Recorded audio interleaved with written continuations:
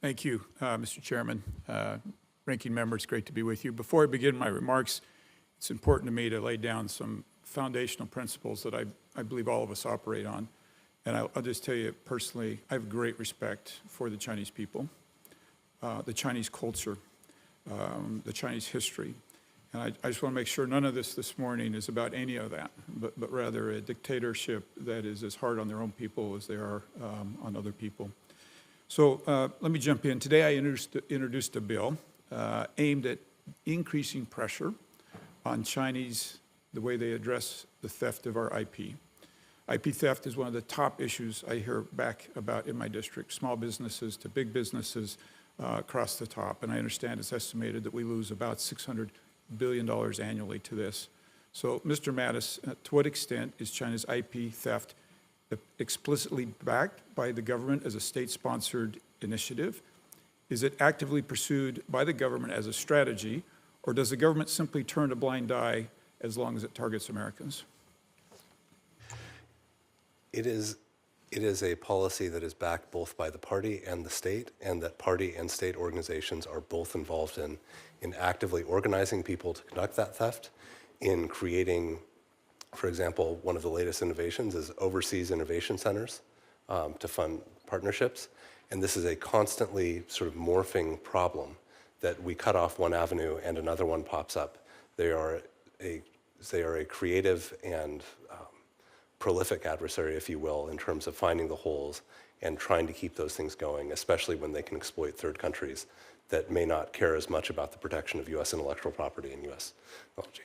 Thank you. Now, if I might, I'd actually like to speak to my CCP handlers.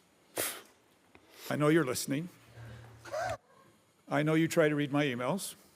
I know you try to read my texts. I know you try to influence me back in my home state and my staff here in Washington, D.C. So I have a word for you.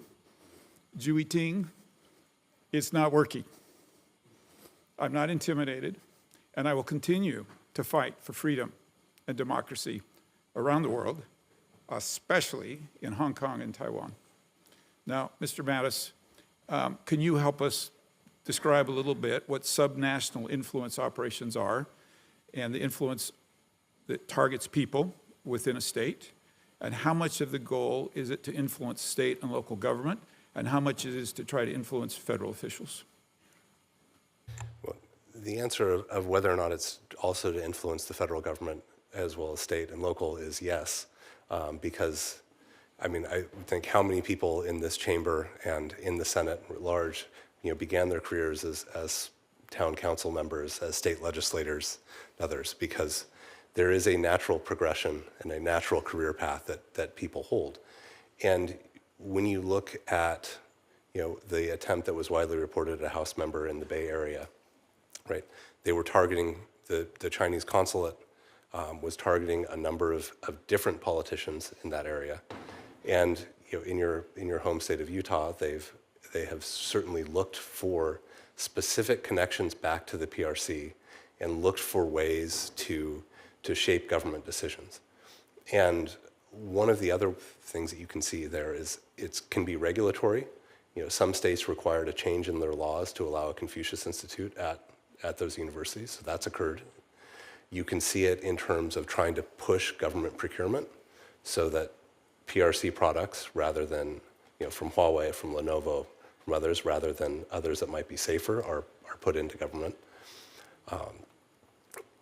And I think anything that you can describe or that you have heard reported as being directed at a national government has been directed at a state and local. And the biggest difference is they lack access to the staff resources and oftentimes the knowledge to be able to push back effectively. Although I think your state has the most robust private sector in trying to identify and push back on these threats. Yeah, good, thank you. I'd like to kind of end where I began and just double down on this.